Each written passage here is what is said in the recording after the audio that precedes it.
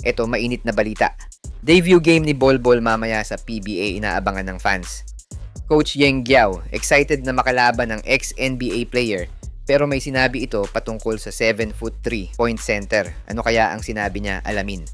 Samantala, JB, aminadong dehado sa height ang Hinebra this conference pero advantage pa daw para sa kanila ang ganitong format. Bakit kaya niya nasabi yan? Alamin sa video natin ngayong araw. Pero bago yan, like and subscribe lang mga kabady para sa latest basketball news and highlights. Siya nga pala mga idol sa mga naghahanap ng legit na Gilas jerseys at iba pang parapernalya ng Gilas. Pwede mong i-click yung product link sa gilid ng aking mga video at makikita mo na sa kanan ang lahat ng legit stores na nagbebenta ng mga high quality merch ng Gilas. Maraming salamat mga idol. Inaabangan na ng maraming PBA fans ang paglalaro ng isa sa mga pinakamatangkad na naging import sa kasaysayan ng PBA. Lalapag na kasi si ex-NBA player Bolbol sa sahig ng PBA. What? At una nilang makakalaban ang team ng Rain or Shine ni Coach Yeng Giao. Pero bago ang mainit na bakbakan, naging sentro ng usapan ang naging pahayag ng master tactician ng Rain or Shine na si Coach Yeng Giao. Sa isang interview, hindi itinago ni Coach Yeng ang kanyang pagkamangha pero may halong babala. Tinawag niya pa nga si Bolbol na isang human cheat code. Sabi ni Coach Yeng, ang pagdadala daw ng TNT kay Bolbol sa PBA ay parang bringing a machine gun to a knife fight.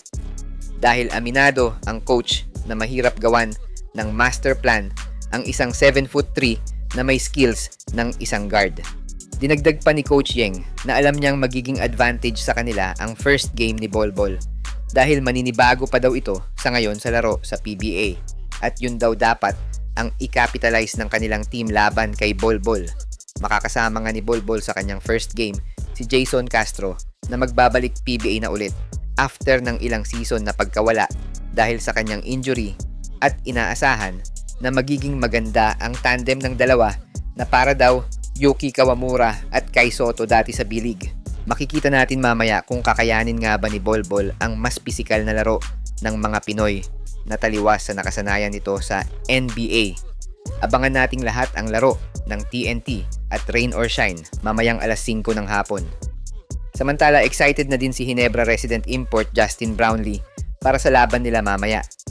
Ayon kay 37-year-old veteran import, na bagamat dehado sila sa height dahil sa mga naglalakihang import ngayon sa PBA, ay advantage naman daw yon para sa Hinebra, creating more mismatches para sa import ng kalaban.